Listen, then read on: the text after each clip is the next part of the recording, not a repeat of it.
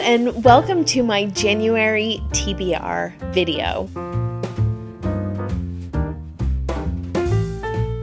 So the first book that I'm going to talk about is The Woods in Winter by Stella Gibbons. We are reading this for our Cozy Reader Book Club choice for January. This book was originally published in 1970, but it has been republished by Dean Street Press and has this beautiful cover. The original cover is also lovely. So in this we follow Ivy Gover. She is described as curmudgeonly. I think she's easily irritated older woman. She's living in London at the beginning of the book. But soon thereafter, she inherits a cottage that is out in the country. And she moves out there. And she seems to have sort of these green witch skills that do not go unnoticed by her community and her neighbors. And she also seems to be inclined to collect needy animals and humans along the way. So we, I think, get into her life, into her friendships, into her nature of really wanting to care for those who need being cared for. And I do fully expect that I am going to just fall right in love with Ivy and her life in her cottage. Also really hoping for some wintry scene descriptions. The Cozy Reader Book Club meets on the third Saturday of the month, so I will put all of that information below. If it's something that you're interested in joining, all you need to do is just leave me a comment below and we will connect up and I will make sure that you get an invitation. Next, I've got Murders and Metaphors by Amanda Flowers. This is the third book in the Magical Bookshop mystery series that Amanda Flowers writes. I have read the first two. I included the second one in a vlog this autumn. Amanda does have the second one be set around Halloween, and this one is set in January for the ice wine season. So in this, we follow Daisy and Violet. Daisy is a grandma who owns the Magical Bookshop originally. Violet is her granddaughter who is slowly taking over ownership of the bookshop. We have immaculate small town vibes, although there tend to be quite a few murders. There is a little bit of a love triangle. I did see that get pulled a little bit in the second book, and I'm really hoping that that resolves because it's very clear who the main female character is going to end up with. And so I'm just really hoping that that gets settled in this. One of my favorite parts to Amanda Flowers' Magical Bookshop series is that as a former librarian, somebody had mentioned that on my channel. I did not know that before I got that comment, but she is a former librarian. And so she brings in literary elements into the story. And so each book focuses on a specific author. And in this book, we have the murder of one of four sisters, and she pulls in Louisa May Alcott with the story of Little Women, which of course has the four sisters. I think that these are pretty escapist, pleasant reads, and I do love that they are seasonal in nature. I love that this is set in January in the colder, I believe, New England states, and I think it will be a perfect read for January. Next, I have Ice by Sarah Beth Durst. I found this in a used bookstore on one of my Little Free Library used bookstore treasure hunting and haul videos from earlier this year. If anyone has been following my channel for a while, you would know that Sarah Beth Durst is fast becoming one of my favorite modern authors. And one of the things that I enjoy about her is that she does have a wide breadth of work. And so not only does she write adult fantasy, but she also writes middle grade books as well. And I have read some of her middle grade works, but I have not read Ice. This is a retelling of the East of the Sun, West of the Moon fairy tale in which a young girl weds a polar bear and travels with him up into his cold castle area. There's a troll in the original story, and I believe that there is a troll in this retelling. I do love Sarah Beth Durst's ability to really settle into a specific setting, and you really do feel immersed in it. And so I am very excited about this. It's set in a Arctic research station in the beginning. So I think we're going to be jumping right into the cold weather vibes from the get-go. Another cold weather vibe book that I'm looking forward to that is also a middle grade is The Tough Winter by Robert Lawson. This is the sequel to Rabbit Hill, which was written in, I believe, 1944. This was written 10 years later. Without giving too much away with what happens in Rabbit Hill, we have anthropomorphized animals who can talk amongst themselves, and they end up having a season in Rabbit Hill that is very challenging as far as procuring food. And I think the same happens here in The Tough Winter. There are humans nearby that are planning a trip south for the winter, and so the animals are going to be left on their own, and they have a lot of concerns about that.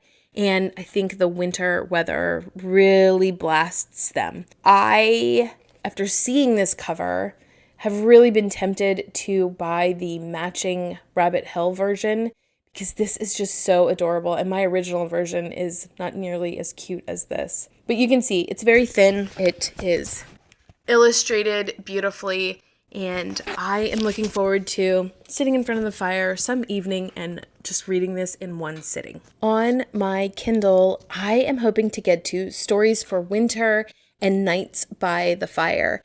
This was published by the British Library Women's Writers series and has a lot of cozy, I'm hoping cozy, short stories. Angela Carter, who I realize she might not be the coziest writer. Shirley Jackson, who is also not the coziest writer. Edith Wharton, Catherine Mansfield, Elizabeth Taylor, among many other female writers. I am not somebody who reads a lot of short stories, but to be honest, the title and the cover are just so enthralling. I figured that I would give this a try, and it's on Kindle Unlimited, and so with my monthly fee, I can access this and read it at a night by the fire. The next two books that I have are fantasy duologies. So the first one that I have been saving since I got it for January is Foul Days, and this is by Genoveva Dimova. Something that I find very intriguing about this is that the author is originally Bulgarian and she has moved to Scotland, but I think there is a lot of Slavic folklore that is included in this. In this, we follow Kasara. She is a witch in Chernograd. In this world, your shadow is a very important part of you, and she ends up having to make a deal where she gives up her shadow. The shadow is the source of her powers, and so when she gives that up, she develops this sickness that will progress until she gets her shadow back.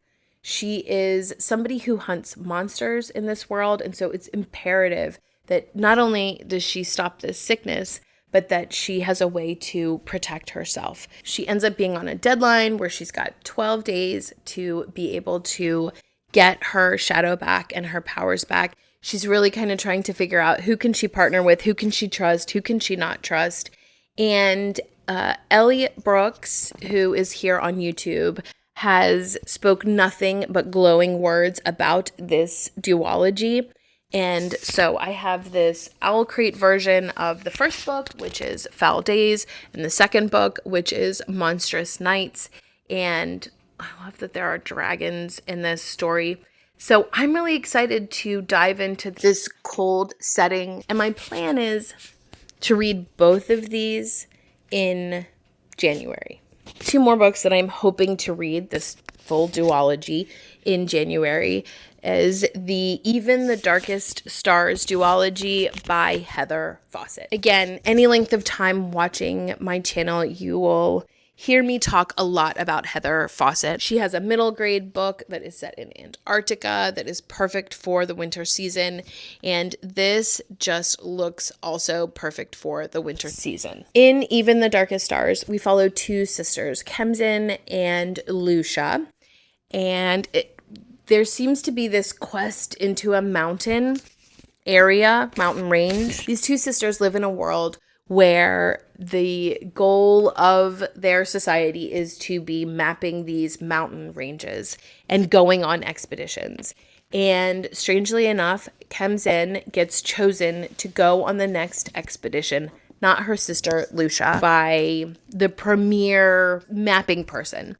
And so I think there's some sibling rivalry that occurs in this book, because then Lucia, the second sister, ends up joining another expedition to get to the race of mapping the mountains. I've read reviews on this, and I think it is very much a book that really delves into the settings of these cold mountainous areas. While it is a quest story, I don't think it is this huge driving plot and really intense. I think it's about the characters, it's about the setting, and I, for January, am completely content sitting in a cold setting and diving into character life and character development and not having a super intense ride on this. And again, my goal is to get through both of these. This was on my TBR last year, but our family got sick. And so January for me, I did not get to very much reading. So I kept them on my shelves, and I am determined to get through them this year. So here we go. Here are the books that I am planning to get to in January. I've got 2 middle grade books. I have 2 fantasy duologies, 1 short story collection, 1 cozy murder mystery, and 1 women's literary fiction choice. Now I just need some snow. Let me know what you are reading this January. I'd love to hear if you're sticking with the season and trying to find cozy winter books, or if doing themes is not your thing and you're just kind of mood reading and choosing. I'd love to hear what you're reading. Thanks so much for watching, and until next time.